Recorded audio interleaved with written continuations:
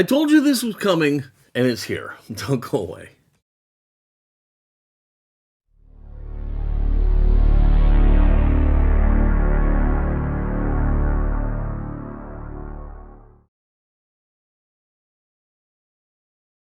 Hello, everybody, and welcome to Fat Guy Productions. I am Paul, coming to you, as always, from beautiful Las Vegas, Nevada. Now, Paul Bechtel, Diecast Graveyard, sent me some of his clear coat. This is a product he's been working on for, about the last year or so, and he sent me a sample of it to use and to show to you. I was happy to do it. Paul is a great dude and one of the innovators of this hobby. So I was absolutely into this. And you may or may not have seen all the videos I've done where I've used this on cars. And I've talked about it in each video and said I'm going to do a standalone video.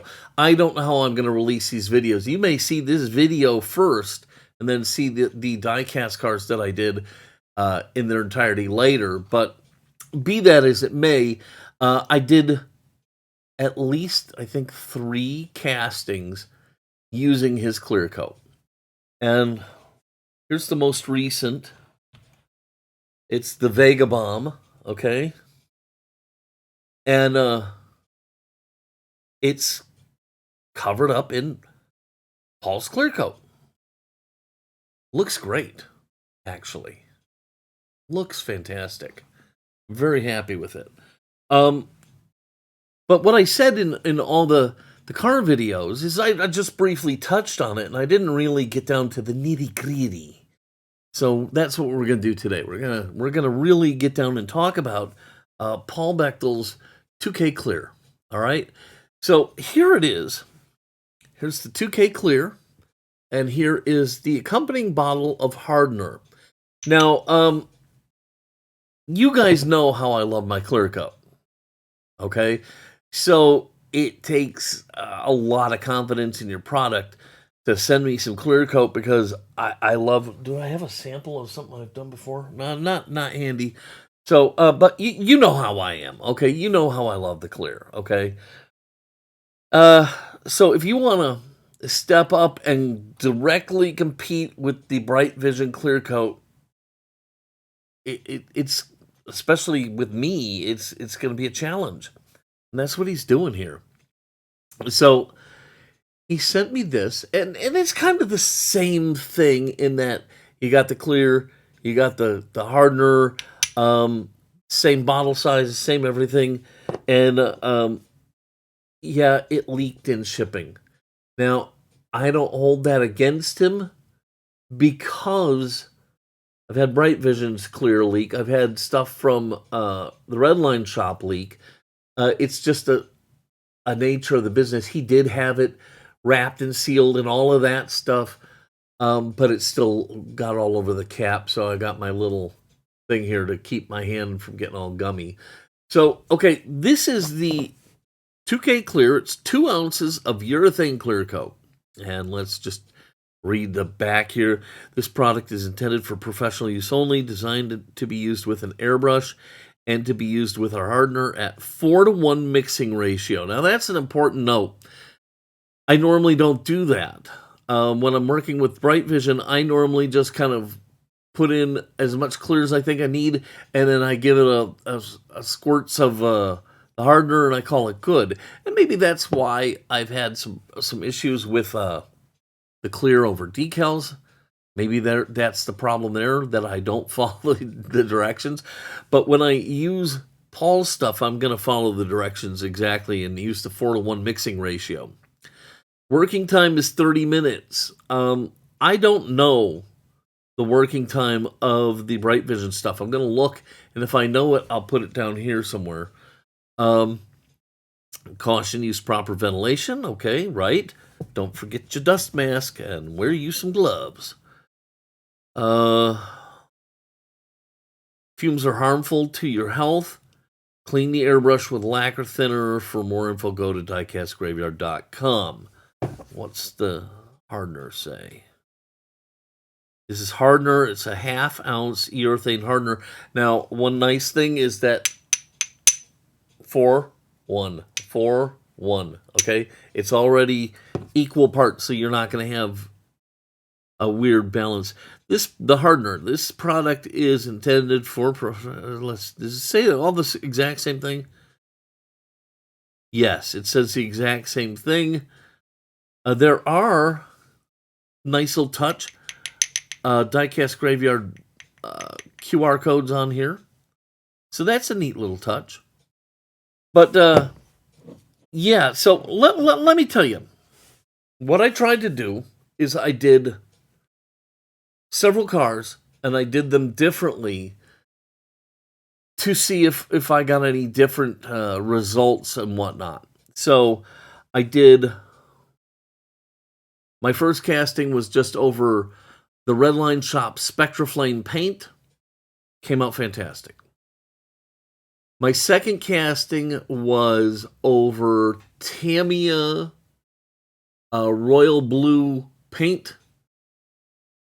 No decals or anything. Came out fantastic. My third casting was the Vega Bomb, which was painted with the Redline Shop opaque paint and had really large decals on it. Came out perfect. I used his directions. I mixed it 4-1, and I used my current method of application. So on the other cars, I started tack coat, medium coats, wet coats. On the Vega Bomb, I went tack coat, and without even taking a breath, I rolled right into wet coats until I got the finish that I wanted, never really stopping. Got it applied in one pass. Came out perfect, no pinholes, nothing. Where does that leave us? Well, here's my thoughts, okay? I've used it.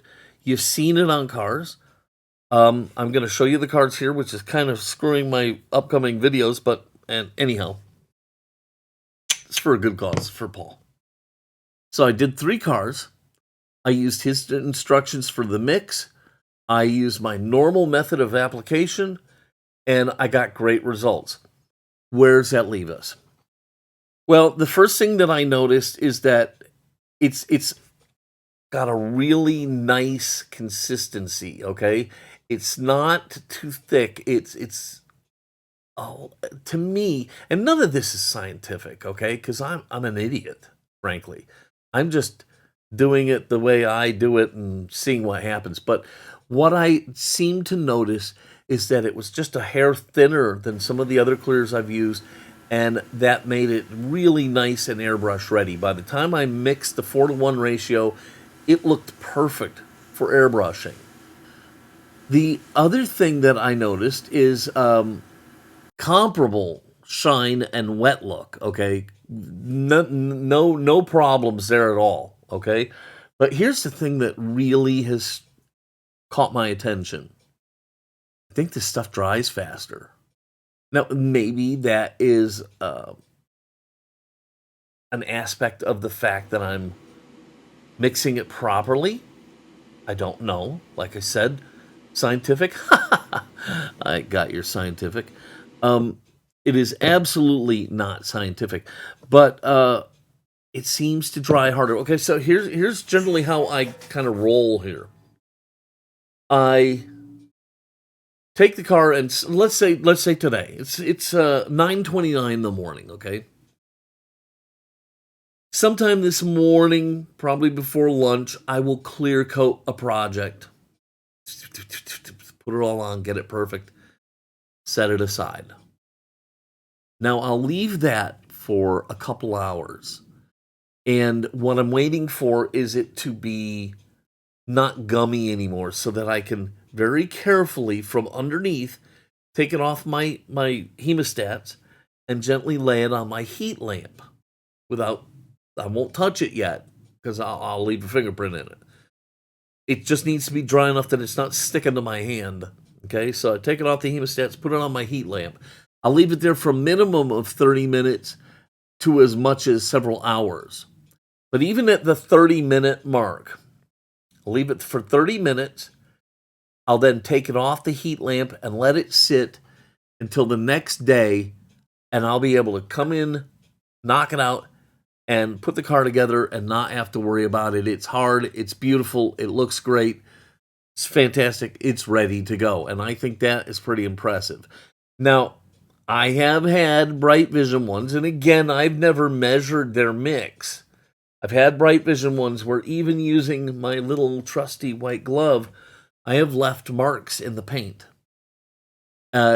Following that same kind of curing time frame.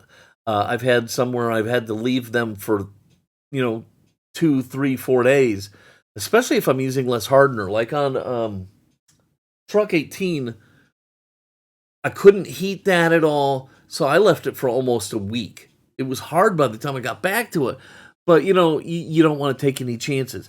It just seems to me unscientifically that this stuff is hardening a little bit quicker than anything else I've been using. At the end of the day, this is a fantastic product made by one of our own, okay? And I give it 2 thumbs up. I love this stuff. And yeah, I don't have a single negative to say except for that. Sorry, Paul. I'm sorry. It's my job as a reviewer to find the negative.